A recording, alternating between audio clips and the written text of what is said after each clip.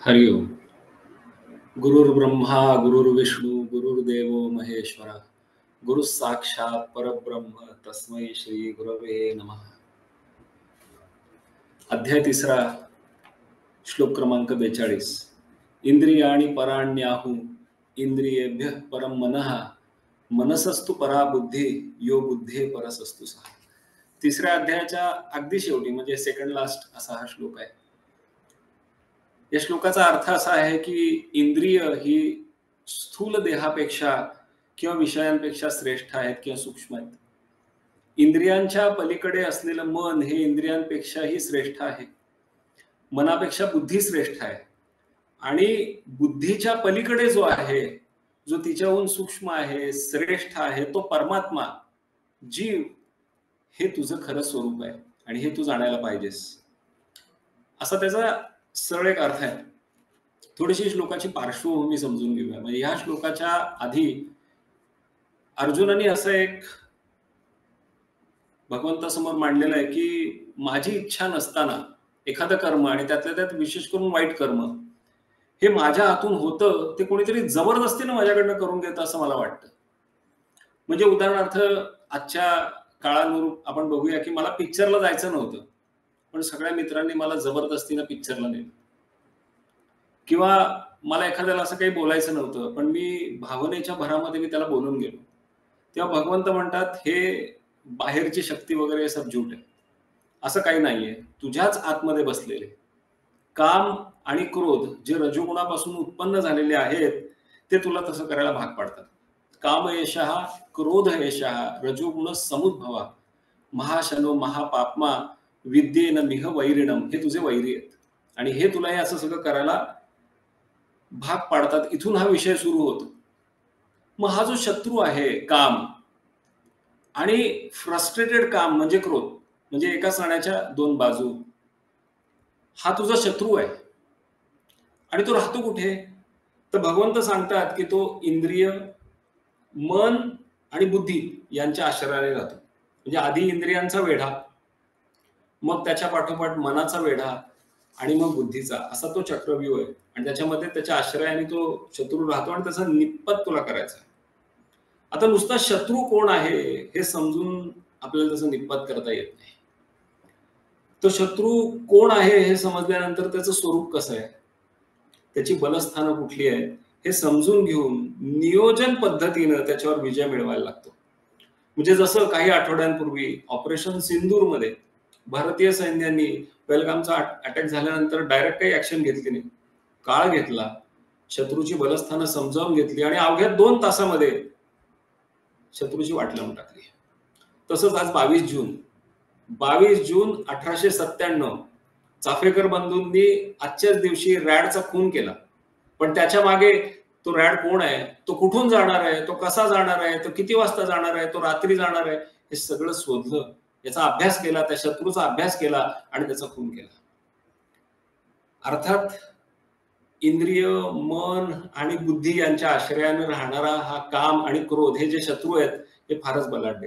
म्हणजे अशा काही थोड्याशा काय म्हणतात त्याला, काळामध्ये त्यांचं निपात करणं शक्य नाहीये. त्याला कदाचित पुष्कळ काळ लागेल, कदाचित जन्मही लागू शकतील, पण आपण मात्र आपले प्रयत्न चालू ठेवायला पाहिजे. आता आपण श्लोकाकडे वळूया की इंद्रियाणि पराण्याहु, इंद्रियांना विषयांपेक्षाही श्रेष्ठ म्हटलेलं आहे.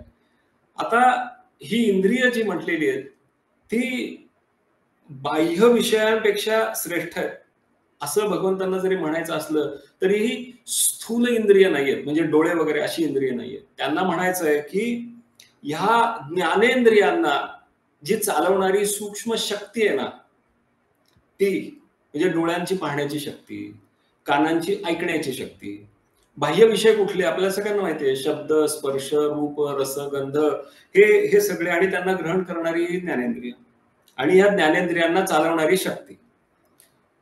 आता हे बाहेरचे जे विषय आहेत ह्यांच्यामध्ये काही ताकद नाहीये. म्हणजे गुलाबजामला कुठं कळतं की मी गोड आहे, फुलाला कुठं कळतं की मी सुगंधित आहे, माझा रंग असा असा आहे. ते स्थूलच आहेत विषय, त्यांना स्वतःला काही कळत नाही, त्याला स्वतःला काही जाणीव नाही. पण इंद्रियांना कळतं, म्हणजे इंद्रियांच्या मागे असलेल्या त्या शक्तीला कळतं की गुलाबजाम गोड आहे, फुल सुंदर आहे बरं का, मस्त लाल रंगाचं, आपल्याला गणपतीला वाहता येईल. म्हणून दृश्य विषयांपेक्षा इंद्रियही श्रेष्ठ आहे. अर्थात इंद्रियांचं असं आहे की इंद्रिय फक्त एका वेळेला एकच काम करू शकतात. म्हणजे जसं कान आहेत की ते फक्त ऐकू शकतात, किंवा डोळे आहेत ते फक्त पाहू शकतात, म्हणजे वटारतात पण. त्वचा स्पर्श जो आहे तो अनुभवू शकते, परंतु एकमेकांचे विषय ते ग्रहण नाही करू शकत. म्हणजे गुलाबजाम किती गोड असला तरी सुद्धा तो जिभेवर ठेवल्यानंतरच त्याची गोडी कळते. तो त्वचेवर ठेवला तर तो चिकटपणा जाणवतो, म्हणजे त्याचं काही ग्रहण होत नाही, किंवा कानात त्याचा काही आवाज बिवाज काही ऐकायला येत नाही. म्हणून इंद्रियांची एक, काय म्हणतात ना त्याला, एक लिमिटेशन्स आहेत, ते त्या मर्यादेपर्यंत कार्य करतात. इंद्रियेभ्य परम मनः, म्हणजे इंद्रियांपेक्षाही मन हे सूक्ष्म आहे आणि श्रेष्ठ आहे. मग ही ज्ञानेंद्रिय जे बाहेरचे विषय पाहतात, ग्रहण करतात ना, त्यांचे इंटरप्रिटेशन करत नाहीत, ते काम मनाचं. म्हणजे ज्ञानेंद्रिय ही एकमेकांच्या संवेदनांचा एकत्रित विचार देखील करू शकत नाहीत, ते काम मनाचं. म्हणून आपण मनाला ना थोडंसं सुपर इंद्रिय म्हणूया, म्हणजे ही बाह्य इंद्रिय, पण मन मात्र सुपर इंद्रिय. त्याचप्रमाणे इंद्रिय जे असतात ना, त्यांना पूर्वीच्या सुखदुःखाची स्मृती नसते, की पूर्वी गुलाबजाम खाल्ला होता, आता तो परत खावा वगैरे, असं त्यांना काही वाटत नाही. किंवा ते पूर्वी असं सुख झालं होतं, हे परत मिळवावं असंही त्यांना काही वाटत नाही, ते काम मनाचं. म्हणजे मी पूर्वी समजा अमेरिकेला गेलो होतो, मग तिथे मी नायगरा धबधबा बघितला, किंवा हॉलिवूडमध्ये काहीतरी जाऊन एखादा चित्रपट पाहिला, किंवा तिथलं सगळं लोकेशन पाहिलं. हे जे दृश्य आहे ते तिथं नसताना ते माझ्या डोळ्यासमोर मनाच्या साह्यानं तरळतं. तिथे जाण्याची इच्छा तयार होते. म्हणजे प्रत्येकाला सुखाची स्मृती होते असं नाहीये, दुःखाची पण होते, की मला असा असा बोलला होता बरं का, लक्षात आहे माझ्या अजून पण. हे सुद्धा मन करतं. आणखी एक गोष्ट आहे की इंद्रियांना भावना नसतात, ज्या मनाला असतात. म्हणजे समजा आपल्या मुलांना एक चांगले मार्क मिळवले 10वी मध्ये असं आपण समजूया. मग ती मार्कशीट जेव्हा आपल्या डोळ्यासमोर येते, तेव्हा ते डोळे ती मार्कशीट मधले जे काही आकडे आहेत किंवा ते शब्द आहेत ते मनापर्यंत पोहोचवतात, आणि मन त्याचं इंटरप्रिटेशन करतं. आणि ते मन जरा संवेदनशील असल्यामुळे आपल्या मुलाला चांगले मार्क पडले बरं का, हे वर्तमान काळात की चांगले मार्क पडले, अरे त्यासाठी त्यांनी किती अभ्यास केला होता भूतकाळ. असाच जर अभ्यास करत राहिला तर त्याचं भविष्य मात्र उज्ज्वल आहे. भविष्यकाळ म्हणजे भूत, वर्तमान, भविष्य अशा अनेक घटना त्याच्या डोळ्यासमोर, त्या मनासमोरनं जाऊ शकतात, आणि त्याच्यातून ते मन सुख उपभोगू शकतं. असं मनाचं तंत्र आहे. आता मनापेक्षा ही बुद्धी श्रेष्ठ आहे. मनसस्तु परा बुद्धी. आता खरंच मनापेक्षा बुद्धी श्रेष्ठ आहे का? तर हो, श्रेष्ठ आहे. कशी श्रेष्ठ आहे? तर आपण नेहमी म्हणतो ना की एक वेळ आपण दुसऱ्याला फसवू, त्याला कळणार नाही पण मला मात्र कळल्याशिवाय राहणार नाही. का? कारण मनामध्ये येणारे जे विचार आहेत ते आपल्याला बुद्धीला नक्की कळतात. त्याला कळत नाही असं होत नाही. मनाने काही गुपचूप केलं तरी सुद्धा बुद्धीला ते कळतं. ते योग्य आहे का अयोग्य आहे हे कळतं. नैतिक आहे का अनैतिक आहे हे कळतं. धर्म्य आहे का अधर्म्य आहे हे कळतं. म्हणजे मनानं जर काही ठरवलं की हा दागिना घ्यायचा, समजा आता बऱ्याच जणांना दागिना घ्यायची असं थोडीशी हौस असते, तर दागिना घ्यायचा, तेव्हा बुद्धी ठरवते आपल्याकडे पैसे आहेत का, आपण ते घेऊ शकतो का, आता खरंच त्याची गरज आहे का, आणि कर्ज काढून जर घेतलं तर त्याचे परिणाम काय होतात वगैरे वगैरे. म्हणजे हे सगळं अनालिसिस जे आहे हे बुद्धी करत असते, म्हणून बुद्धी श्रेष्ठ. दुसरी गोष्ट अशी आहे की बुद्धी सूक्ष्म गोष्टींमध्ये शिरू शकते. सहसा मन नाही शिरत सूक्ष्म गोष्टींमध्ये, बुद्धी शिरू शकते. की जसं न्यूक्लिअर सायंटिस्ट असतात की जे अणू अतिशय छोटा आहे आणि ते काय त्याच्या रिॲक्शन्स वगैरे होतात हे सगळं समजून घेण्याचं काम. ते प्रोटॉन्स आहेत, मग ते इलेक्ट्रॉन्स आहेत आणि न्यूट्रॉन्स आहेत, आणि ते कुठं कुठं फिरतात वगैरे, हे सगळं बुद्धी समजून घेण्याचा प्रयत्न करते. बुद्धी थोडीशी इम्प्रेसिव्ह किंवा ब्राईट आयडियाज यांच्याकडे झुकलेली असते. मनाला आणि इंद्रियांना या असल्या गोष्टींमध्ये काडीचाही रस नसतो. त्यांचं फक्त इच्छा, हे हवं, हे नको, असं छान वाटतं वगैरे, याच्याकडे त्यांचा कल असतो. बुद्धी दोन प्रकारची आहे. हे पुढे आहे भगवद्गीतेमध्ये पण आलेलं आहे की बुद्धी दोन प्रकारची आहे, की एक व्यवसायात्मिका बुद्धी की जी फक्त आणि फक्त परमेश्वराशी संबंधित होत राहते, आणि दुसरी अव्यवसायात्मिका बुद्धी की जी भगवंतांच्या व्यतिरिक्त सर्व बाह्य विषय जे आहेत त्यांच्याशी संलग्न होऊन त्यांच्याशीच इंटरप्रिटेशन करत बसणे, त्याचं निरीक्षण करणे, त्याचं समजून घेणे, याच्यामध्ये राहते. आता अशी जी बुद्धी आहे, ह्या बुद्धीपेक्षा ही आत्मा श्रेष्ठ आहे. आत्मा म्हणजे जीव. यो बुद्धे परसस्तु सहा, असं भगवंतांनी म्हटलंय. तर आपण बघितलं की बुद्धी ही थोडंसं निरीक्षण करते.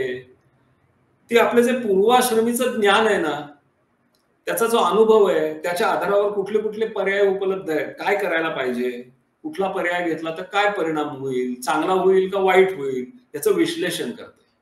आणि हे सगळंच्या सगळं विश्लेषण जे आहे ते जीवाच्या समोर मांडते.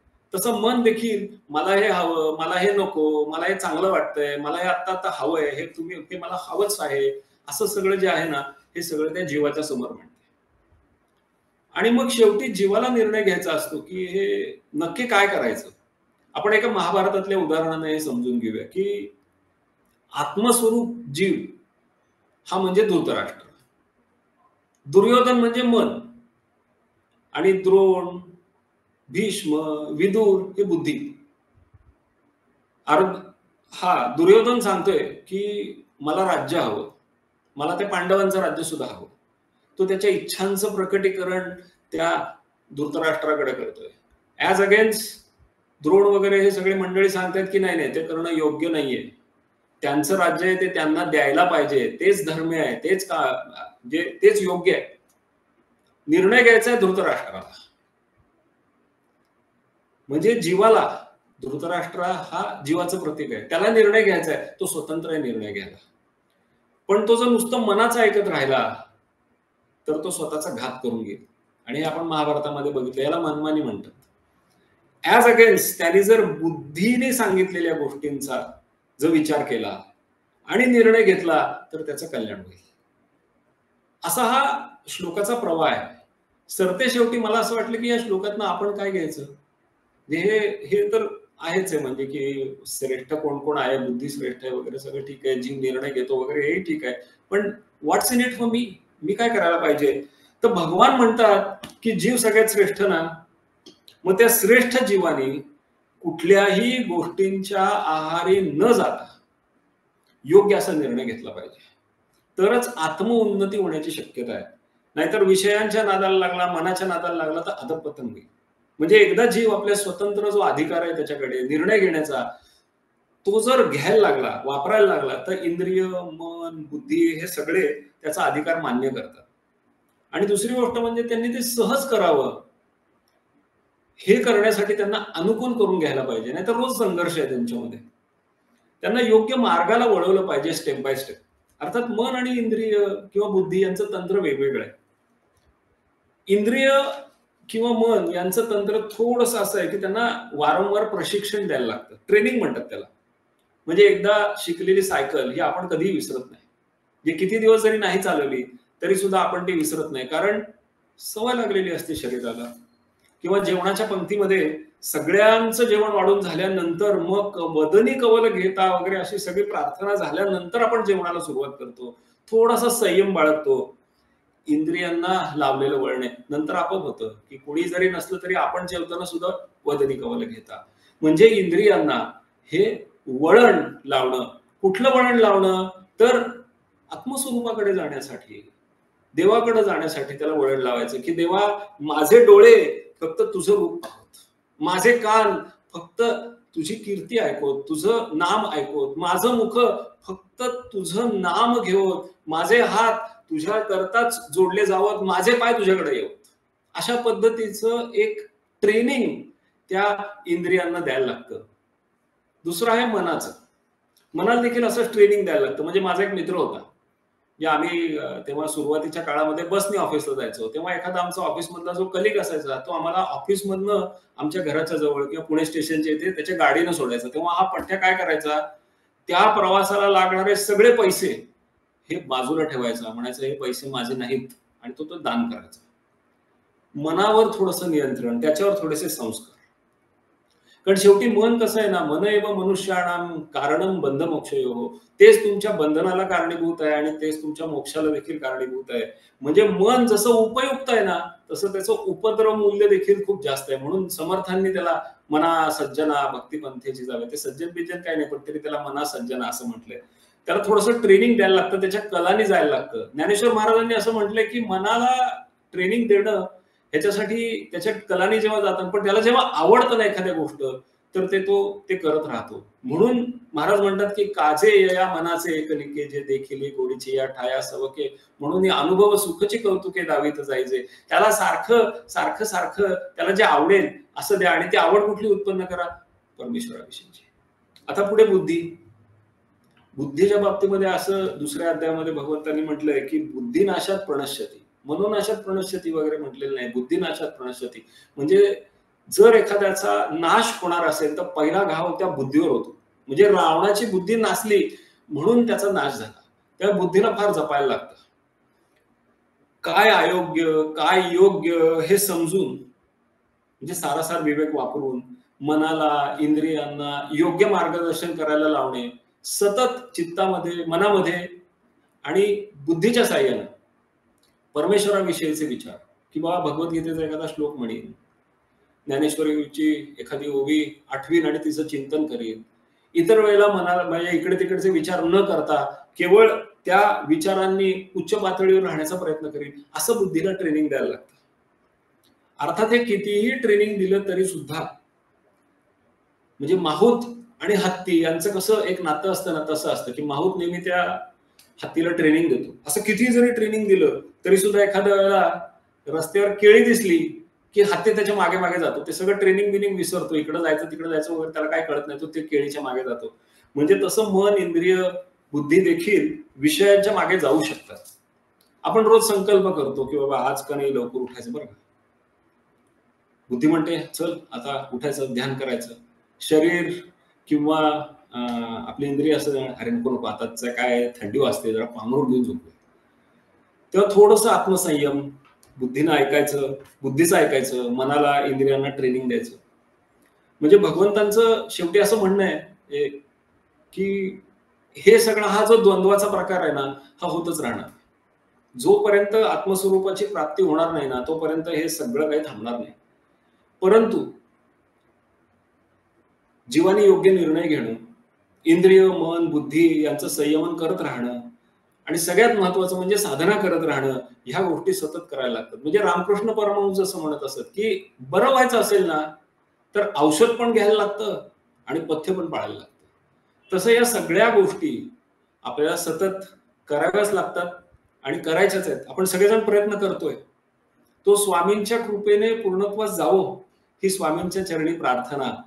हरिओम. ओम तत्सत. कृष्ण अर्पणमस्तु.